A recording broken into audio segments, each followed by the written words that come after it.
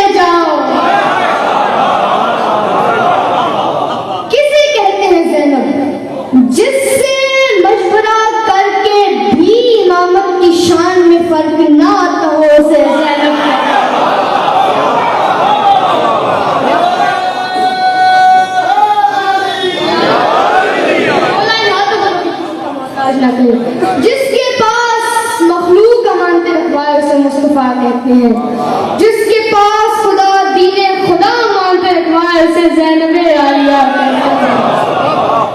जुमला मैंने अभी रोका हुआ है, ये पीछे कुछ समय खामोश रहो, अपनी ज़बानों की इबादत करें तो मैं जुमला हदिया करूं। मुझे अल्लाह की कसम, मुस्तफा की कसम, मुर्तजा की कसम, ला इलाहा मिट जाता अगर मोहम्मद रसूलुल्लाह न होता। मोहम्मद रसूलुल्लाह दफन कर दिया जाता अगर अली वलीउल्लाह न होता। अली वलीउल्लाह छुपा दिया जाता अगर करबला न होती, और करबला मिटा दी जाती अगर ज़ैनबे कुबरा न होती।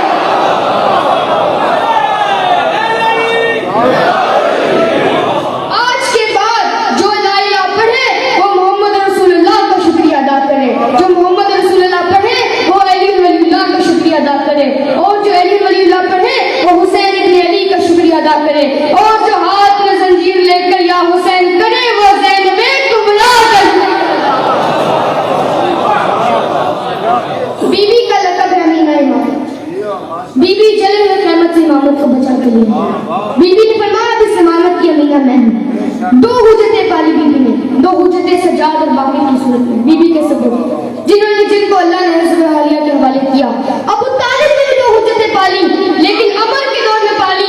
जो अमर के दौर में हुज्जतें पाले उसे अबू तालिब कहते हैं, जो जले हुए खैमों से इमामत को बचा के लिए आए उसे ज़ैनबे कुबरा।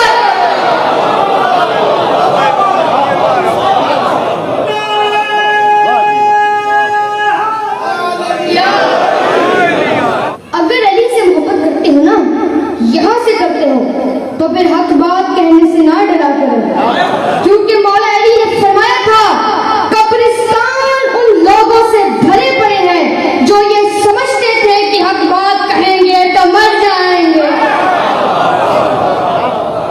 मर तो जाना ही है, क्यों ना अली का होकर मरकर ही जिया जाए। यही सवाल जनाब मीसम ने मौला अली से पूछा था, मौला मुझे सूली पे क्यों चढ़ाया जाएगा? मौला ने फरमाया मीसम क्योंकि तुम्हारी सीरत में अली की विलायत नजर आती है। मौला कायनात ने खजूर खाकर गुठली जमीन में बो दी और फरमाया मीसम जब ये जवान होगी तुझे इस पर सूली पे चढ़ाया जाएगा। मीसम रोज काबे की तरह इसका तवाफ कर और पानी देकर कहता तू कब जवान होगी, मुझे तुझ पे विलायत अली का झूला झूलना। खजूर जवान हो गई, इब्न ज़ियाद का दौर आ गया, अली काशी जंजीरों में आ गया। इब्न ज़ियाद ने आवाज देकर कहा छोड़ दे अली को। मीसम इत्तमान ने फरमाया क्यों? इब्न ज़ियाद ने कहा मैं तुझे जिंदा छोड़ दूंगा। मीसम इत्तमान ने फरमाया अरे जिंदगी पे लालच जिसमें अली नहीं है।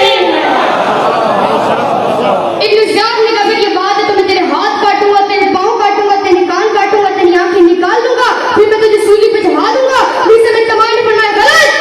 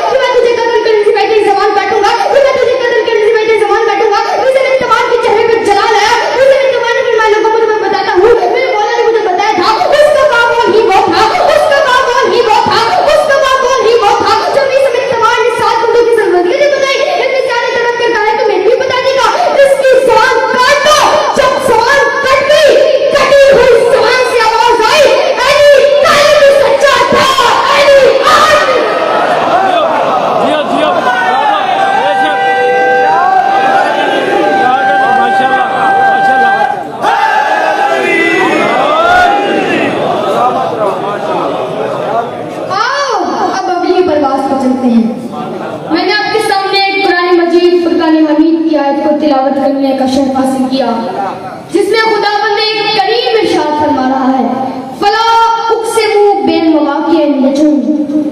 मैं नहीं कसम खा रहा और ना मुझे कसम खाने की जरूरत है, लेकिन मैं कसम खा रहा हूँ उस जगह की जहाँ एक नहीं कई सितारे सजदे में उतरते हैं। वइन्नहु ला कसमुल लौ तअलमूना अज़ीम। और तुम जानते ही नहीं ये कितनी बड़ी कसम है। इन्नहु ला कुरानुल करीम, और ये एक बड़े करीम कुरान की कसम है। फी किताब मकनून, और ये किताब में छुपा हुआ है। ला यमस्सुहु इल्लल मुतहहरून, और इसे सिर्फ वो छू सकते हैं जो मुतहहरून में से हैं। पता चला ताहिर और है, मुतहहर वो है। ताहिर और है, मुतहहर ताहिर वो है जो खुद पाक हुआ हो। मुतहहर वो है जो खुद भी पाक हो, जिसे छू ले वो चीज भी पाक होता है। अगर दुनिया ये समझ लेती कि मुतहहर कौन है तो दुनिया को समझ आ जाता हुसैन फिजा को मां क्यों कहते थे। अल्लाह हमेशा पाक चीज की कसम खाता है या उस चीज की कसम खाता है जो मोहम्मद से मुतमस्सिक हो। मैंने कहा अल्लाह कुरान में आपने सिरात मुस्तकीम की कसम खाई है, और लैल की कसम खाई है, और शम्स व ज़ुहा की कसम खाई है, और तीन व ज़ैतून की कसम खाई है, इन नातोइना कल कौसर की कसम खाई है। आवाज़ तौहीद लाई क्यों ना कहूं कसम। मैं कसम हमेशा पाक चीज की खाता हूँ। अगर मैं बिस्मिल्लाह की पहली का जिक्र करूँ तो बिस्मिल्लाह भी पाक हो जाए, और अगर मैं सिरात मुस्तकीम का जिक्र करूँ तो वो भी पाक हो जाए, और शम्स व ज़ुहा कहकर मोहम्मद के वजूद की कसम कहूँ तो वो भी पाक हो जाए, और तीन व ज़ैतून कहकर हसन और हुसैन की कसम कहूँ तो वो भी पाक हो जाए। मैंने कहा अल्लाह जब तू हमेशा पाक चीज की कसम खाता है तो दुल्दुल के सुबह को देखकर क्यों फरमाया था वल आतियाति ज़बहन वल मूरियाति क़दहन। जो माशाल्लाह माशाल्लाह। अल्लाह ने फरमाया मैंने दुल्दुल के सुबह की कसम खाकर क़यामत तक आने वाले हर मुनाफिक मुल्ला को ये सबक दिया है कि ए मुल्ला जब तू दुल्दुल के सुबह के बराबर नहीं तो अली कैसा कैसे हो गया। जो माशाल्लाह माशाल्लाह। आओ और मिलकर ढूंढते हैं वो ऐसा कौन सा कुरान है जिसे सिर्फ मुतहहरून छू सकते हैं। 20 जमाती सानी मलिकातुल अर्द की चादरें कुंतो कंज़ल मख्फिया में या अय्युहल मुदस्सिर बन के लैलतुल कद्र ने अपने आप को जाहिर किया। मलिकातुल अर्द मादरे सैयदा जिन्हें दुनिया मलिकातुल अर्द के नाम से जानती है, कम अस कम उन्हें मलिकातुल अर्श कहा जाए तो उनकी अजमत का कदा होना शुरू होगा। माशाल्लाह। सलावत पढ़े बाबा से बुलंद।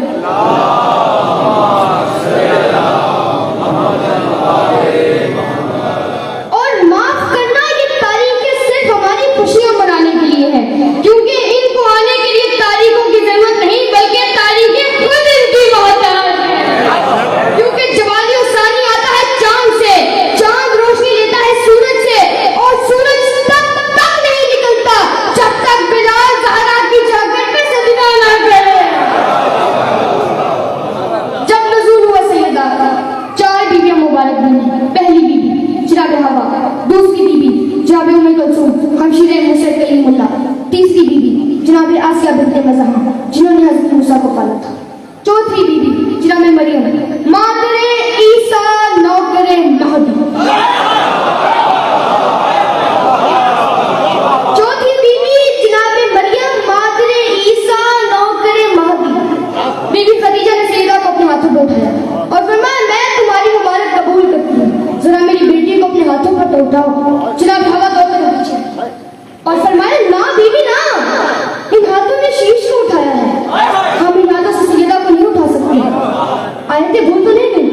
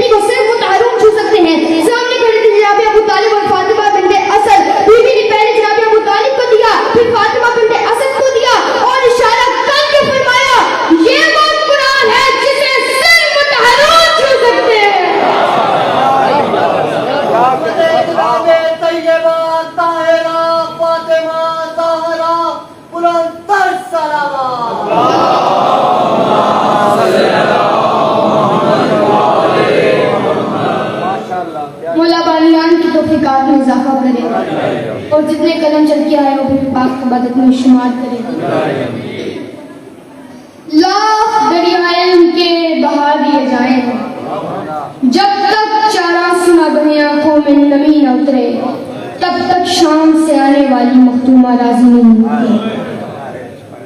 मीर अनीस ने फरमाया था, जालिम ने किया जुल्म बड़े जोर और जफा से, और खंजर को पहुंचता रहा ज़ैनब की रिदा से। जैसे कि लोग इमाम हुसैन बादशाह तिलावत कर रहे थे और मुल्क शाम बिल्कुल करीब आ गया। इन जालिमों ने सोचा सफर बहुत ज्यादा हो चुका है तो कहीं रुककर कुछ आराम कर लिया जाए। जिस जगह को रुकने के लिए आराम करने के लिए चुना गया वो एक ईसाई का बाग था। उस बाग में नेज़े खड़े किए गए और वक्फा किया। बाग के इस कोने से तिलावत हो रही थी और दूसरे कोने पर उस ईसाई की 4 साल की बच्ची बैठी थी जो दोनों आंखों से नबीना थी। हकीमों ने कह दिया था कि इसकी आंखों को बिनाई मिल ही नहीं सकती। यहाँ हुसैन बादशाह की तिलावत जारी थी, तिलावत की आवाज बच्ची के कानों तक पहुंच गई। आंखें तो थी नहीं, उसने आवाज के सहारे पर चलना शुरू किया। वो चलते चलते आ गई नेज़े के नीचे, उसी नेज़े के नीचे जिस पर शहीद शुहदा का सर था। वो सिर्फ सुन रही थी, वो महक थी, ईसाई की बेटी महक थी उस तिलावत की आवाज में। चेहरे का रूपन था, वो सिर्फ सुन रही थी। तारीख कहती है कि कटी हुई गर्दन में से खूने शिफा का एक कतरा उस बच्ची की आंख में चला गया। उसने अपनी आंखों को मला। तारीख कहती है कि उसकी दोनों आंखों को बिनाई मिल गई। उसने मंजर देखा, जिस्म नहीं है, फकत सर है, नेज़े की नोक पर तिलावत कर रहे हैं। वो भी हैरान हुई थी कि उसने नीचे देखा। नेज़ों के साथ ही चंद बीबियां घुटनों पर सर रख के रो रही थी। उसने नेज़ों से तवज्जो हटाई, उन बीबियों के पास आ गई। उसने रोकर बीबियों को हिलाकर कहा, आप रोती क्यों हैं? आप रो क्यों रही हैं? अगर आपको कोई गम है तो आप इसे क्यों नहीं बताती? अगर आपको कोई तकलीफ है, अगर आपको कोई परेशानी है तो आप इस नेज़ा सवार को क्यों नहीं बताती? तारीख कहती है कि उस ज़ईफ़ा बीबी ने जवाब नहीं दिया। उन बीबियों की ओर में से 4 साल की बच्ची बरामद हुई। उसने कहा, आमिना, हम तुझे जानते हैं, तू इसे कुछ न कह, ये बड़ी मजलूम है, क्योंकि जिस करीब ने तुझे आंखें दी है ना, ये उसकी बहन है। जिसने तुझे आंखें दी है ना, ये उसकी बहन है। तारीख कहती है कि आमिना ने हमसे 4 साल की बच्ची का जवाब नहीं दिया तो उसे देखती गई, देखती गई, देखती गई, देखते देखते उन्हीं कदमों से वापस पलटी और चलते चलते आ गई नेज़े के नीचे और दोनों हाथ बांध कर कहती है, ऐ मजलूम अजाइब, मेरी समझ में तो तू ही नहीं आता। गैर की बच्चियों को आके देखता है, अपनी बच्ची के कान जख्मी, गैर की बेटियों को आके देखता है। अज़ादारों, दुनिया जानती ही नहीं कि कितनी जख्मी थी हुसैन की बेटी, कैसे उतरे थे हुसैन की बेटी के दिल। सैयदों की इजाजत लेकर जुमला पढ़ने लगा हूँ। सकीना बाबा की लाश से वापस आ रही थी। शिमर मलाम कहता है कि मैंने अंधेरे में 2 मोती चमकते देखे। मैंने करीब जाकर देखा तो हुसैन की बेटी सकीना के दुर थे। वो मलाम कहता है मैंने पीछे देखा, पीछे कुछ और सिपाही आ रहे थे। फिर दिल में ख्याल आया कि मेरे से पहले कहीं दुर वो न लूट ले। वो मलाम कहता है मैंने बहुत जल्दी की, मैंने अपनी उंगलियां सकीना के दुर में डाली और एक झटके से दुर खींच लिए। सकीना का चेहरा खून से तर हो गया। सकीना ने अपने कानों पर हाथ रखे और रोकर फरमाया, सच्चा गाजी, ये वही कान है ना जिन्हें मेरे बाबा चूमा करते थे? ये वही कान है ना जिनमें मेरी फूफी ने बड़े प्यार से दुर डाले थे? यही तो वजह थी। शाम का दरबार था, यजीद की बेटी आ गया। उसने 4 साल की बच्ची को देखा, उसने करीब आकर सलाम किया। बीबी सकीना ने उसके कानों में दुर देखे। बीबी सकीना ने फरमाया, ये दुर तेरे नहीं, ये दुर मेरे हैं। यजीद की बेटी ने कहा, क्या दलील है कि दुर तेरे हैं?